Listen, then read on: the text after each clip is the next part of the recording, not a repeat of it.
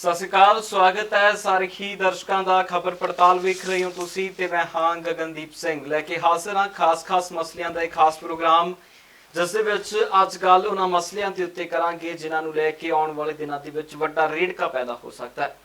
ਗੱਲ ਸਭ ਤੋਂ ਪਹਿਲਾਂ ਅੱਜ ਕਰਾਂਗੇ ਕਿਸਾਨ ਜਥੇਬੰਦੀਆਂ ਦੇ ਐਲਾਨ ਦੇ ਮੁਤਾਬਿਕ ਅੱਜ ਕਿਸਾਨ ਜਥੇਬੰਦੀਆਂ ਦੇ ਵੱਲੋਂ ਰਾਜਸਥਾਨ ਦੇ ਵਿੱਚ ਵੀ ਸੜਕਾਂ ਟੋਲ ਫ੍ਰੀ ਕਰਵਾਈਆਂ ਜਾਣੀਆਂ ਨੇ।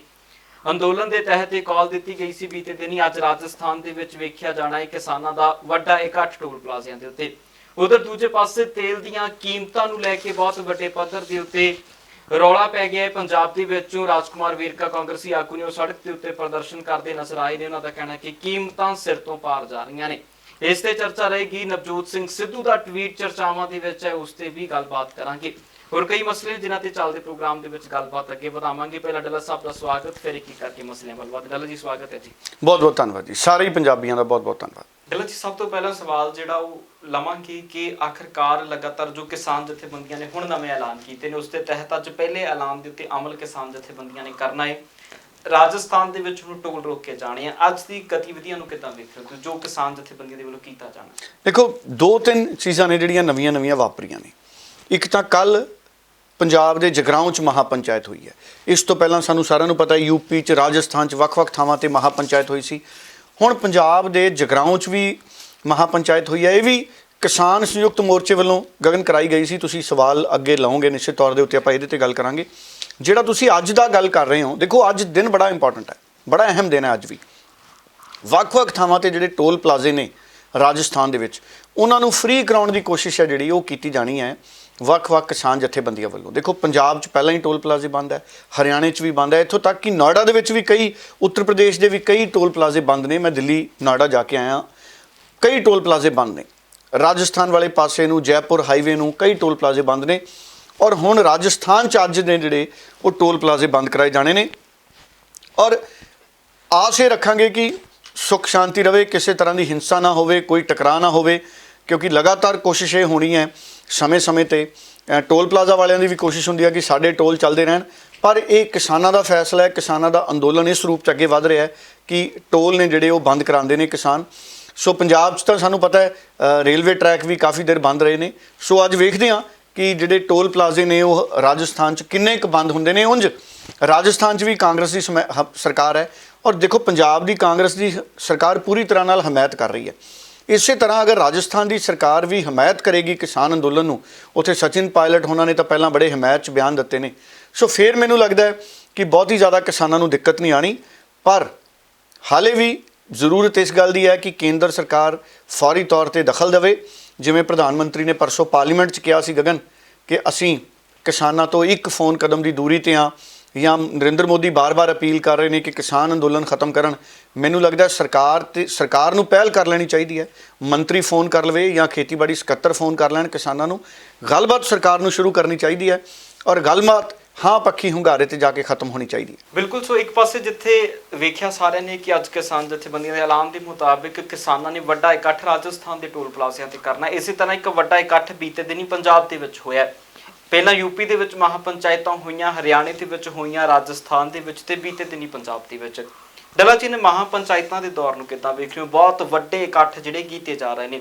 ਪੰਜਾਬ ਦੇ ਵਿੱਚ ਵੀ ਬੀਤੇ ਦਿਨੀ ਇਕੱਠ ਕੀਤਾ, ਪਰ ਬਹੁਤ ਵੱਡਾ ਇਕੱਠ ਸੀ। ਇਹਨਾਂ ਮਹਾਪੰਚਾਇਤਾਂ ਤੋਂ ਲੱਗ ਰਿਹਾ ਹੈ ਕਿ ਅੰਦੋਲਨ ਨੂੰ ਨਵੀਂ ਰਾਹ ਦੇਣ ਦੀ ਕੋਸ਼ਿਸ਼ ਹੋ ਰਹੀ ਹੈ। ਦੇਖੋ, ਜਿਹੜੀਆਂ ਮਹਾਪੰਚਾਇਤਾਂ ਨੇ ਇਹਨਾਂ ਦੀ ਆਪਣੀ ਅਹਿਮੀਅਤ ਹੈ। ਮਹਾਪੰਚਾਇਤਾਂ ਦੇ ਵਿੱਚ ਵੱਖ-ਵੱਖ ਜ਼ਿਲ੍ਹਿਆਂ ਤੋਂ, ਸੂਬੇ 'ਚੋਂ, ਇੱਕੋ ਸੂਬੇ 'ਚੋਂ ਵੱਖ-ਵੱਖ ਜ਼ਿਲ੍ਹਿਆਂ 'ਚੋਂ ਲੋਕ ਜਿਹੜੇ ਆਉਂਦੇ ਨੇ। ਔਰ ਪਹਿਲਾਂ ਪਿੰਡਾਂ ਦੀਆਂ ਪੰਚਾਇਤਾਂ ਆਪਸ 'ਚ ਵੀ ਵੱਖ-ਵੱਖ ਮਤੇ ਪਾਸ ਕੀਤਾ ਹੈ ਪੰਜਾਬ 'ਚ ਉਹਨਾਂ ਨੇ ਕਿ ਕੇਂਦਰ ਸਰਕਾਰ ਨੂੰ ਮਤਾ ਪਾ ਕੇ ਪੰਚਾਇਤਾਂ ਵੱਲੋਂ ਕੇਂਦਰ ਨੂੰ ਭੇਜਿਆ ਜਾਣਾ ਹੈ, ਰਾਸ਼ਟਰਪਤੀ ਨੂੰ ਭੇਜਿਆ ਜਾਣਾ ਹੈ, ਔਰ ਭੇਜੇ ਵੀ ਗਏ ਨੇ। ਭਗਵੰਤ ਮਾਨ ਉਹਨਾਂ ਨੇ ਇਹਦੀ ਅਗਵਾਈ ਕੀਤੀ। ਹੁਣ ਗੱਲ ਅੱਗੇ ਵੱਧ ਗਈ, ਮਹਾਪੰਚਾਇਤਾਂ ਦੀ ਗੱਲ ਆ ਗਈ। ਸੂਬੇ 'ਚ ਮਹਾਪੰਚਾਇਤਾਂ ਹੋ ਰਹੀਆਂ ਨੇ। ਪਰਸੋਂ ਮਹਾਪੰਚਾਇਤ ਹੈ ਜਿਹੜੀ ਤੁਹਾਨੂੰ ਪਤਾ ਹੈ ਕਿ ਉਹ ਯੂਪੀ 'ਚ ਹੋਈ ਸੀ, ਜਿੱਥੇ ਪ੍ਰਿੰਕਾ ਗਾਂਧੀ ਗਈ। ਪ੍ਰਿੰਕਾ ਗਾਂਧੀ ਨੇ ਉੱਥੇ ਜਾ ਕੇ ਗੱਲ ਕੀਤੀ। ਇਹ ਕੱਲ ਦੀ ਗੱਲ ਹੈ। ਕੱਲ ਪ੍ਰਿੰਕਾ ਗਾਂਧੀ ਪਾਰਲੀਮੈਂਟ 'ਚ, ਕੱਲ ਨਰਿੰਦਰ ਮੋਦੀ ਸਾਹਿਬ ਬੋਲ ਰਹੇ ਸੀ, ਔਰ ਪਰਸੋਂ ਔਰ ਪ੍ਰਿੰਕਾ ਗਾਂਧੀ ਯੂਪੀ ਦੀ ਮਹਾਪੰਚਾਇਤ ਬੋਲ ਰਹੇ ਸੀ। ਸੋ ਕੱਲ ਜਗਰਾਉਂ ਪੰਜਾਬ ਦੇ ਮਹਾਪੰਚਾਇਤ ਹੋਈ, ਉੱਥੇ ਵੀ ਕਈ ਵੱਡੇ ਕਿਸਾਨ ਲੀਡਰ ਪੁੱਜੇ। ਸੋ ਉੱਥੇ ਮਹਾਪੰਚਾਇਤ ਦੇ ਵਿੱਚ ਵੀ ਇੱਕ ਇਸ ਤਰੀਕੇ ਦੀ ਚਰਚਾ ਕੀਤੀ ਗਈ ਕਿ ਆਮ ਲੋਕਾਂ ਦੇ ਵਿੱਚ ਗੱਲ ਕਿਵੇਂ ਜਾਵੇ।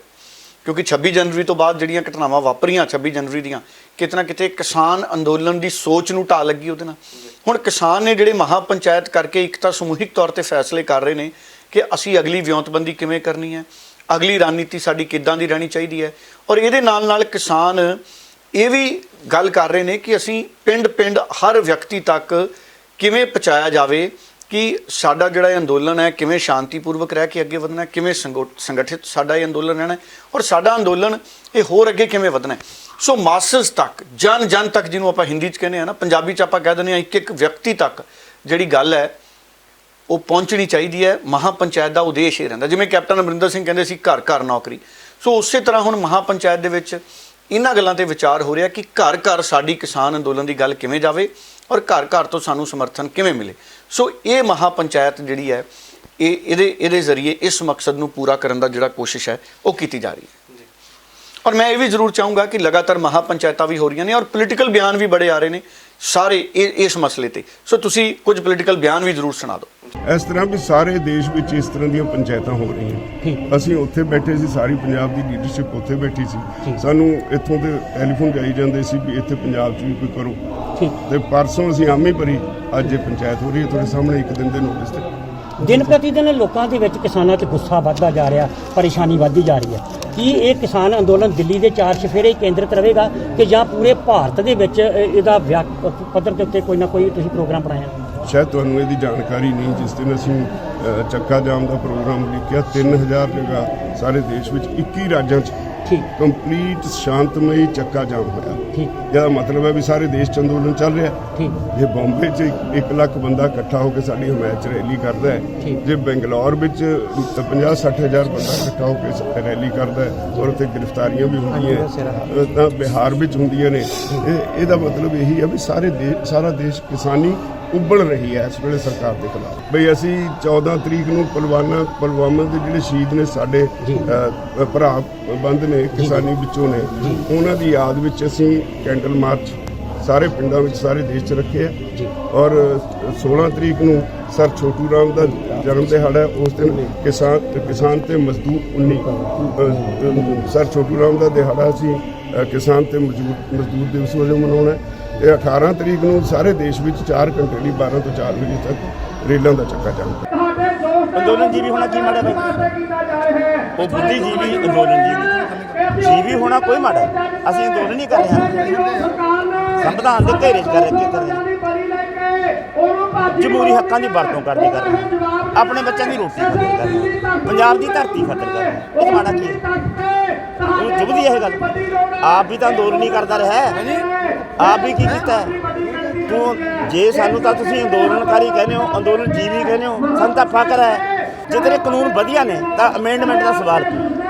ਅਮੈਂਡਮੈਂਟ ਉਸੇ 'ਚ ਕਰਨੀ ਪੈਂਦੀ ਜਿਹ 'ਚ ਗਲਤ ਹੋ ਗਿਆ। ਜੇ ਗਲਤ ਹੋ ਗਿਆ ਤਾਂ ਸੁਧਾਰ ਉਸ 'ਚ ਕਰਨਾ ਪਏਗਾ ਨਾ। ਜੇ ਇੰਨਾ ਗਲਤ ਹੈ ਤਾਂ ਉਹ ਰੱਦ ਕਿਉਂ ਨਹੀਂ ਕਰਦਾ? ਜਦੋਂ ਉਹ ਮੰਨ ਰਿਹਾ ਵੀ ਇਹਦੇ 'ਚ ਗਲਤ ਹੋ ਗਿਆ ਤਾਂ ਗਲਤ ਕੰਮ ਹੋ ਜਾਂਦੇ ਨੇ, ਉਹ ਜਨਤਾ ਦੇ ਮੂਹਰੇ ਹੱਥ ਅੱਡੇ ਮਾਫੀ ਮੰਗੇ ਵੀ ਮੇਰੇ ਤੋਂ ਹੋ ਗਿਆ ਗਲਤ, ਭਰਾਵੋ ਆਹ ਚੱਕੋ ਕਾਨੂੰਨ, ਆਹ ਪਏ ਨੇ ਪਾੜੇ ਤੇ ਆਹ ਪਏ ਨੇ ਚੁੱਲ੍ਹੇ ਸਿੱਕੇ ਤੁਸੀਂ। ਸੋ ਦੇਖੋ, ਤੁਸੀਂ ਕਈ ਲੀਡਰਾਂ ਦੀ ਗੱਲ ਸੁਣੀ, ਰਵਨੀਤ ਬਿੱਟੂ ਦੀ ਗੱਲ ਸੁਣੀ, ਕਾਂਗਰਸ ਦੇ ਕਈ ਮੈਂਬਰ ਪਾਰਲੀਮੈਂਟ ਉਹਨਾਂ ਦੀ ਵੀ ਗੱਲ ਵਿੱਚ ਹੀ ਸੁਣਾਤੀ ਜਿਨ੍ਹਾਂ ਨੇ ਪ੍ਰਾਈਵੇਟ ਮੈਂਬਰ ਬਿੱਲ ਦਿੱਤਾ ਹੈ ਪਾਰਲੀਮੈਂਟ ਦੇ ਵਿੱਚ। ਸੋ ਕਈ ਜਿਹੜੇ ਕਿਸਾਨ ਆਗੂ ਔਰ ਜਿਹੜੇ ਪੋਲੀਟੀਕਲ ਆਗੂ ਨੇ ਉਹਨਾਂ ਦੇ ਰਿਐਕਸ਼ਨ ਨੇ, ਮਤਲਬ ਕਿ ਨਰਿੰਦਰ ਮੋਦੀ ਦੇ ਭਾਸ਼ਣ ਤੋਂ ਬਾਅਦ ਵੀ ਨਾ ਤਾਂ ਕਿਸਾਨ ਔਰ ਨਾ ਹੀ ਵਿਰੋਧੀ ਧਿਰਾਂ ਸੰਤੁਸ਼ਟ ਨੇ।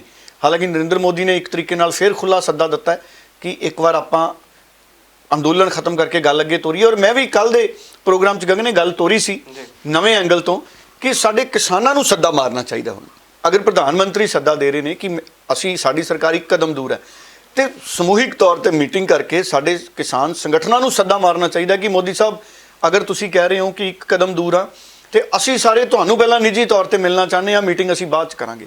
ਔਰ ਅਗਰ ਪਰਸਨਲ ਲੈਵਲ ਤੇ ਨਿੱਜੀ ਤੌਰ ਤੇ ਕਿਸਾਨ ਸੰਗਠਨ ਦੇ ਆਗੂ ਪ੍ਰਧਾਨ ਮੰਤਰੀ ਨਾਲ ਮੀਟਿੰਗ ਕਰ ਲੈਂਦੇ ਨੇ ਤੇ ਉਹਨਾਂ ਨੂੰ ਸਾਰੀਆਂ ਗੱਲਾਂ ਸਮਝਾ ਦਿੰਦੇ ਨੇ ਤੇ ਹੋ ਸਕਦਾ ਨਰਿੰਦਰ ਮੋਦੀ ਉਹਨਾਂ ਦੀ ਅੱਖਾਂ 'ਚੋਂ ਫੇਰ ਹੰਝੂ ਆ ਜਾਣ।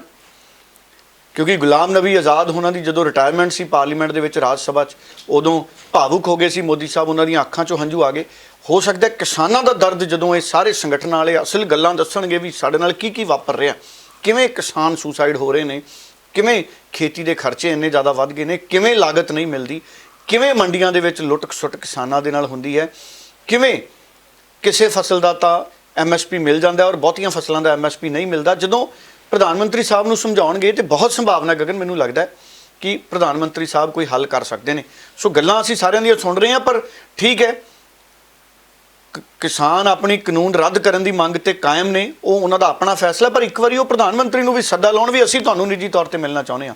ਮੀਟਿੰਗਾਂ ਤਾਂ ਜਿਵੇਂ ਕਿਸਾਨਾਂ ਦਾ ਫੈਸਲਾ ਹੋਵੇ ਉਵੇਂ ਕਰਨ, ਪਰ ਮਿਲ ਲੈਣਾ ਚਾਹੀਦਾ। ਮੈਂ ਕੱਲ ਗੱਲ ਤੋਰੀ ਸੀ ਔਰ ਬੜਾ ਭਰਵਾਂ ਹੁੰਗਾਰਾ ਮਿਲਿਆ। ਬਹੁਤ ਸਾਰੇ ਲੋਕ ਨੇ ਪੰਜਾਬੀਆਂ ਨੇ ਕਿਹਾ ਕਿ ਬਿਲਕੁਲ ਆਪਣੇ ਪ੍ਰਧਾਨ ਮੰਤਰੀ ਨੂੰ ਅਸੀਂ ਮਿਲ ਸਕਦੇ ਹਾਂ, ਸਾਨੂੰ ਮਿਲਣਾ ਚਾਹੀਦਾ। ਸੋ ਅਗਰ ਕਿਸਾਨ ਜਥੇਬੰਦੀਆਂ ਸੱਦਾ ਮਾਰਨਗੀਆਂ ਕਿ ਅਸੀਂ ਪ੍ਰਧਾਨ ਮੰਤਰੀ ਸਾਹਿਬ ਨੂੰ ਮਿਲਣਾ ਚਾਹੁੰਦੇ ਹਾਂ, ਅਗਰ ਫਿਰ ਪ੍ਰਧਾਨ ਮੰਤਰੀ ਸਾਹਿਬ ਨਾ ਮਿਲਣ, ਫਿਰ ਗੱਲ ਹੈ ਜਿਹੜੀ ਵੱਖਰੀ ਹੈ। ਫਿਰ ਸਾਡੇ ਮਾਨਯੋਗ ਪ੍ਰਧਾਨ ਮੰਤਰੀ ਸਾਹਿਬ ਦੇ ਭਾਸ਼ਣ 'ਚ ਜੋ ਕੁਝ ਉਹ ਕਹਿ ਰਹੇ ਨੇ, ਫਿਰ ਜਿਹੜੇ ਕਿਸਾਨ ਨੇ ਉਹਦੇ ਤੇ ਗੱਲ ਕਰ ਸਕਦੇ ਨੇ। ਜੀ ਬਿਲਕੁਲ। ਸੋ ਲਗਾਤਾਰ ਇਹ ਚਰਚਾਵਾਂ ਨੇ ਕਿ ਹੋ ਸਕਦਾ ਆਉਣ ਵਾਲੇ ਦਿਨਾਂ ਦੇ ਵਿੱਚ ਸਰਕਾਰ ਅਤੇ ਕਿਸਾਨਾਂ ਦੇ ਵਿਚਕਾਰ ਮੀਟਿੰਗ ਦਾ ਦੌਰ ਤੁਰ ਸਕਦਾ ਹੈ। ਸੋ ਜੇਕਰ ਤੁਰਦਾ ਹੈ ਤਾਂ ਬਹੁਤ ਚੰਗਾ ਹੋਵੇਗਾ। ਸੋ ਹੁਣ ਅਗਲੇ ਮਸਲਿਆਂ ਦੇ ਵੱਲ ਵਧੀਏ ਤਾਂ ਨਵਜੋਤ ਸਿੰਘ ਸਿੱਧੂ ਦਾ ਡੱਲਾ ਸਾਹਿਬ ਟਵੀਟ ਬੜੀਆਂ ਚਰਚਾਵਾਂ ਦੇ ਵਿੱਚ ਆ ਕਿ ਆਖਰਕਾਰ ਲੰਮੇ ਸਮੇਂ ਤੋਂ ਨਵਜੋਤ ਸਿੰਘ ਸਿੱਧੂ ਟਵੀਟ ਕਰ ਰਹੇ ਨੇ ਤੇ ਇੱਕ ਟਵੀਟ ਬੀਤੇ ਦਿਨ ਵੀ ਕੀਤਾ। ਦੇਖੋ, ਸਾਰਿਆਂ ਦੀ ਆਪਣੀ ਰਣਨੀਤੀ ਹੈ। ਰਵਨੀਤ ਬਿੱਟੂ ਹੋਣੀ, ਕਈ MP ਉਹ ਧਰਨੇ ਤੇ ਬੈਠੇ ਨੇ ਜੰਤਰ ਮੰਤਰ।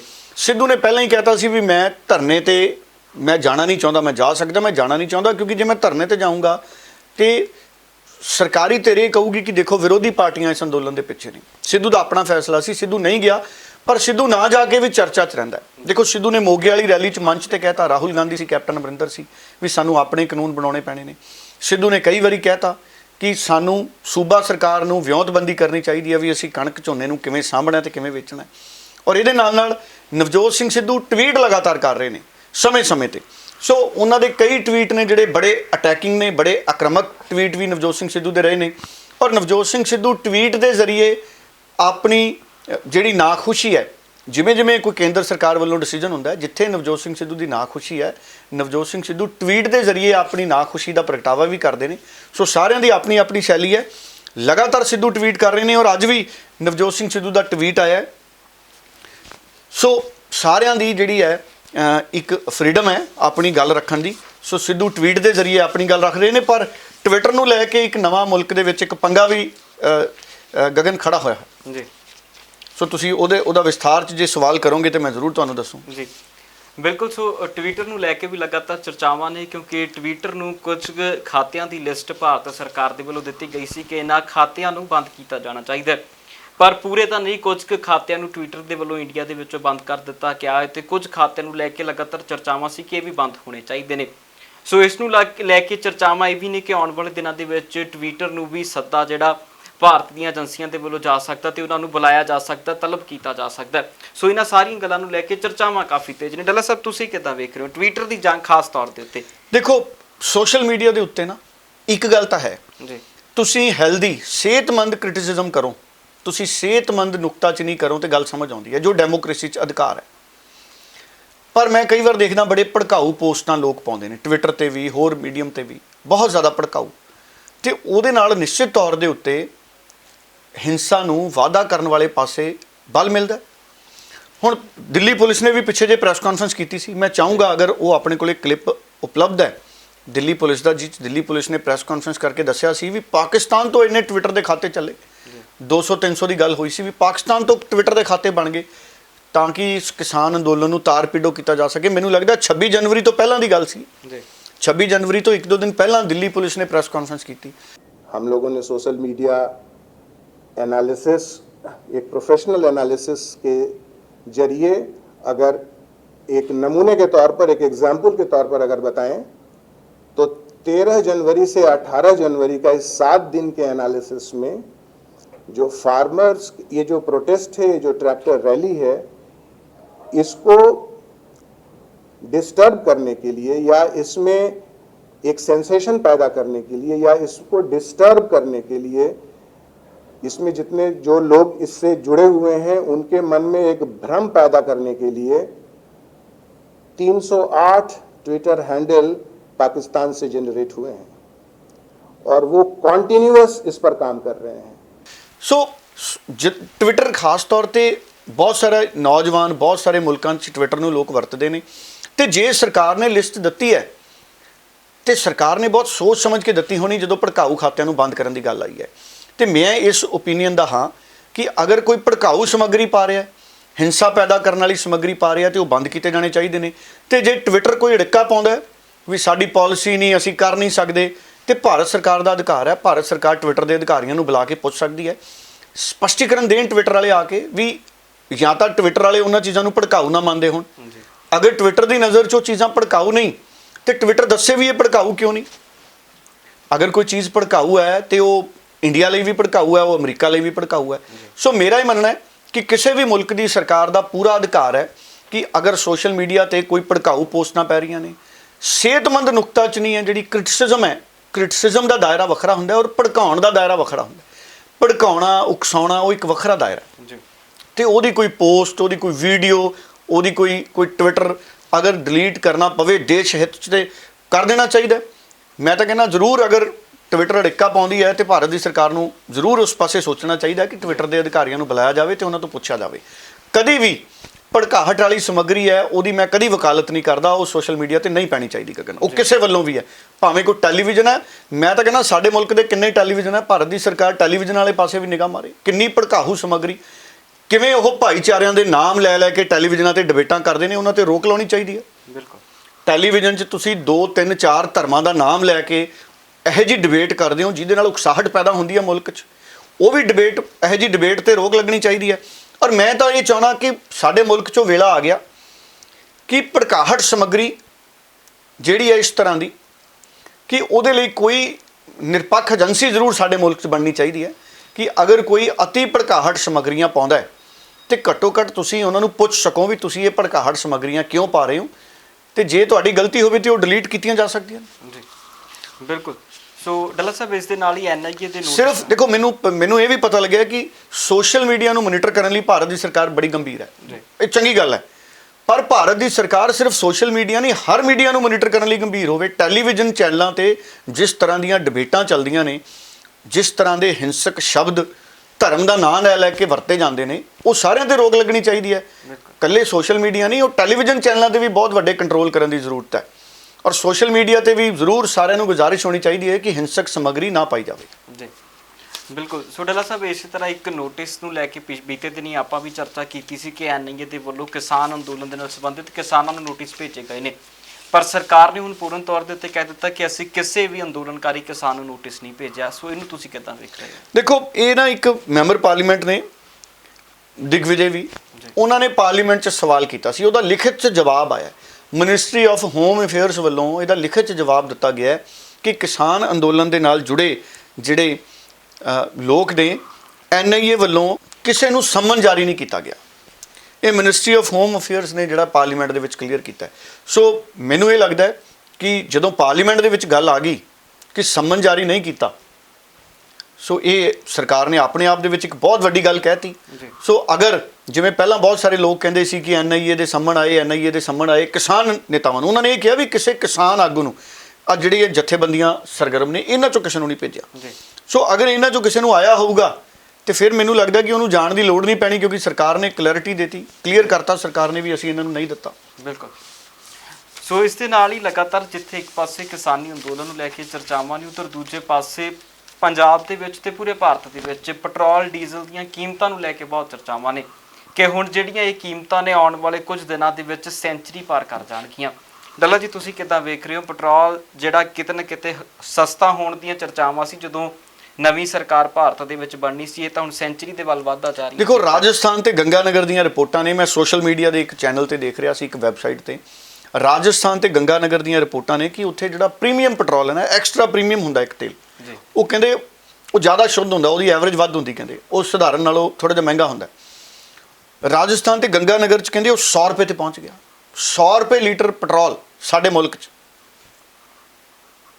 ਪਾਣੀ ਦੀ ਬੋਤਲ ਵੀ ਪਹੁੰਚ ਜੂਗੀ ਜੇ ਐਂ ਕੰਮ ਚੱਲਦਾ ਰਿਹਾ ਤਾਂ ਜੀ, ਹਾਂਜੀ। ਪਰ ਬੜੀ ਹੈਰਾਨੀ ਵਾਲੀ ਗੱਲ ਹੈ ਕਿ 100 ਰੁਪਏ ਲੀਟਰ ਪੈਟਰੋਲ ਔਰ ਡੀਜ਼ਲ 90 ਰੁਪਏ ਪਾਰ। ਡੀਜ਼ਲ ਕਈ ਥਾਂ ਤੇ 90.5 ਰੁਪਏ ਦਾ ਵਿਕ ਰਿਹਾ, ਔਰ ਪੈਟਰੋਲ ਦੀ ਕੀਮਤ ਬਹੁਤੀਆਂ ਥਾਵਾਂ ਤੇ ਸਧਾਰਨ ਪੈਟਰੋਲ ਦੀ ਕੀਮਤ 95-96 ਰੁਪਏ ਪਾਰ ਕਰ ਗਈ ਗਗਨ।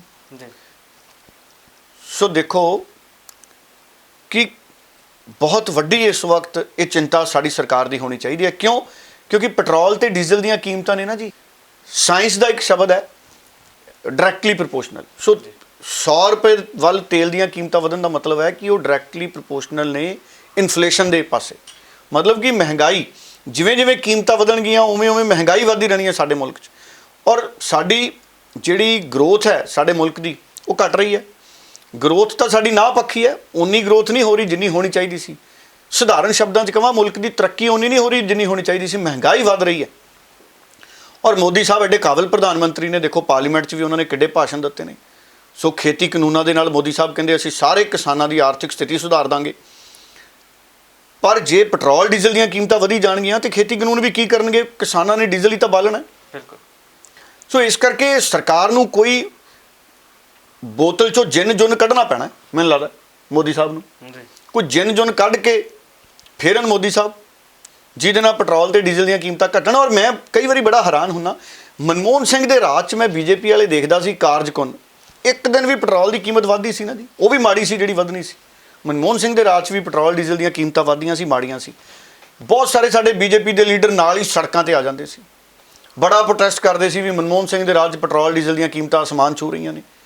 ਹੁਣ ਪ੍ਰੋਟੈਸਟ ਨਹੀਂ ਹੁੰਦੇ ਪੈਟਰੋਲ ਡੀਜ਼ਲ ਦੀਆਂ ਕੀਮਤਾਂ ਤੇ, ਜਾਂ ਤਾਂ ਲੋਕਾਂ ਨੂੰ ਆਦਤ ਪੈ ਗਈ, ਜਾਂ ਲੋਕ ਮੰਨ ਗਏ ਵੀ ਸਾਡੇ ਮੁਲਕ ਦੀ ਤਰੱਕੀ ਇੰਨੀ ਹੋ ਗਈ ਵੀ 100 ਰੁਪਏ ਨਾਲ ਕੀ ਫਰਕ ਪੈਂਦਾ, ਵੱਧ ਜੇ। ਬਿਲਕੁਲ। ਅਸੀਂ ਥੋੜ੍ਹੇ ਜਿਹੇ ਔਖੇ ਹਾਂ, ਸਾਡੀ ਓਡੀ ਤਰੱਕੀ ਨਹੀਂ ਹੋਈ। ਸੋ ਪਰ ਜਿਹੜੇ ਲੋਕ ਜਮਾਂ ਹੀ ਸ਼ਾਂਤ ਬੈਠੇ ਨੇ ਵੀ ਕੋਈ ਫਰਕ ਹੀ ਨਹੀਂ ਪੈਂਦਾ, ਭਾਜਪਾ ਵਾਲਿਆਂ ਨੂੰ, ਬੀਜੇਪੀ ਦੇ ਲੀਡਰਾਂ ਨੂੰ, ਆਮ ਲੋਕ ਤਾਂ ਔਖੇ ਹੋਣਗੇ। ਸੋ ਇਸ ਪਾਸੇ ਸਰਕਾਰ ਨੂੰ ਸੋਚਣਾ ਚਾਹੀਦਾ ਹੈ। ਮੈਨੂੰ ਤਾਂ ਲੱਗਦਾ ਇਹ ਸਵਾਲ ਆਉਣ ਲੱਗ ਜਾਣੇ ਨੇ ਪੇਪਰਾਂ 'ਚ ਬੱਚਿਆਂ ਨੂੰ। ਬਿਲਕੁਲ। ਬੱਚਿਆਂ ਨੂੰ ਪੈਟਰੋਲ ਤੇ ਡੀਜ਼ਲ ਦੀਆਂ ਕੀਮਤਾਂ ਦੇ ਸਵਾਲ ਆਉਣ ਲੱਗ ਜਾਣੇ ਨੇ, ਔਰ ਕਲਾਸਾਂ 'ਚ ਬੱਚਿਆਂ ਨੂੰ ਖੜਾ ਕਰਕੇ ਪੁੱਛਿਆ ਕਰਨਗੇ ਅਧਿਆਪਕ ਵੀ, ਬੱਚੇ ਦੱਸੋ ਅੱਜ ਪੈਟਰੋਲ ਤੇ ਡੀਜ਼ਲ ਦੀ ਕੀਮਤ ਕਿੰਨੀ ਹੈ। ਜੀ। ਕਿਉਂਕਿ ਇੰਨੀ ਜ਼ਿਆਦਾ ਇਹਨਾਂ 'ਚ ਫਲਕਚੁਏਸ਼ਨ ਹੈ, ਉਹਦੇ ਨਾਲ ਇੱਕ ਬੱਚੇ ਦੀ ਅਵੇਅਰਨੈਸ ਦਾ ਪਤਾ ਲੱਗੂਗਾ ਜੀ। ਤੇ ਨਾਲੇ ਬੱਚੇ ਨੂੰ ਜ਼ਿੰਦਗੀ ਦੁਨੀਆ ਦੀ ਸਮਝ ਆਊਗੀ ਵੀ ਸਾਡਾ ਮੁਲਕ ਕਿੱਥੇ ਖੜਾ ਹੈ, ਕਿੱਡੀ ਕੁ ਤਰੱਕੀ ਅਸੀਂ ਕਰ ਰਹੇ ਹਾਂ। ਇੰਨੀ ਵੱਡੀ ਤਰੱਕੀ ਹੋ ਗਈ, ਦੇਖੋ ਜੀ 100 ਰੁਪਏ ਨੂੰ ਪਹੁੰਚਣ ਲੱਗੀ ਪੈਟਰੋਲ ਤੇ ਡੀਜ਼ਲ ਦੀ ਕੀਮਤ।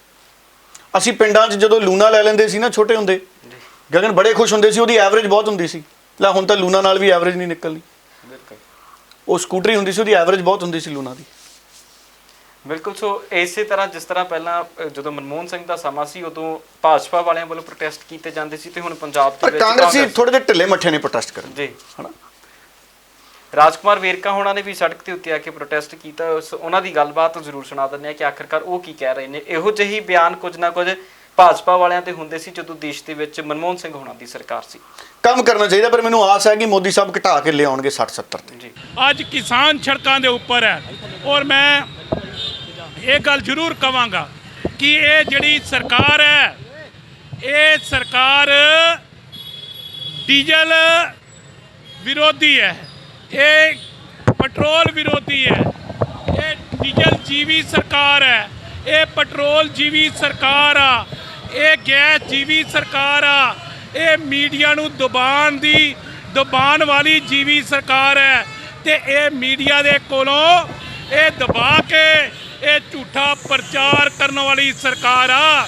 ਔਰ ਮੈਂ ਪੰਜਾਬ ਦੇ ਲੋਕਾਂ ਨੂੰ ਇਹ ਗੱਲ ਕਵਾਂਗਾ ਕਿ ਪੰਜਾਬ ਦੇ ਲੋਕੋ, ਅੱਜ ਜ਼ਰੂਰਤ ਇਸ ਗੱਲ ਦੀ ਹੈ, ਜ਼ਰੂਰਤ ਇਸ ਗੱਲ ਦੀ ਹੈ ਕਿ ਅੱਜ ਪੰਜਾਬ ਦੇ ਵਿੱਚ ਅੱਜ ਦੇਸ਼ ਦਾ ਕਿਸਾਨ ਸੜਕਾਂ ਦੇ ਉੱਪਰ ਹੈ। ਸੋ ਰਾਜਕੁਮਾਰ ਵੇਰਕਾ ਹੁਣਾਂ ਦੀ ਗੱਲਬਾਤ ਸੁਣੀ। ਇਸੇ ਤਰ੍ਹਾਂ ਪ੍ਰੋਟੈਸਟ ਲੱਗਦਾ ਹੈ ਕਿ ਆਉਣ ਵਾਲੇ ਦਿਨਾਂ ਦੇ ਵਿੱਚ ਪੂਰੇ ਮੁਲਕ ਦੇ ਵਿੱਚ ਜਿਸ ਤਰ੍ਹਾਂ ਪਹਿਲਾਂ ਪਿਆਜ਼ ਦੀਆਂ ਕੀਮਤਾਂ ਨੂੰ ਲੈ ਕੇ ਜਾਂ ਵੱਖੋ ਵੱਖਰੀ ਮਹਿੰਗਾਈ ਨੂੰ ਲੈ ਕੇ ਜਿਹੜੇ ਪ੍ਰੋਟੈਸਟ ਹੁੰਦੇ ਸੀ, ਹੁਣ ਪੈਟਰੋਲ ਦੀਆਂ ਕੀਮਤਾਂ ਨੂੰ ਲੈ ਕੇ ਵੀ ਪ੍ਰੋਟੈਸਟ ਭਾਰਤ ਦੇ ਵਿੱਚ ਵੇਖਣ ਨੂੰ ਮਿਲ ਸਕਦੇ ਨੇ।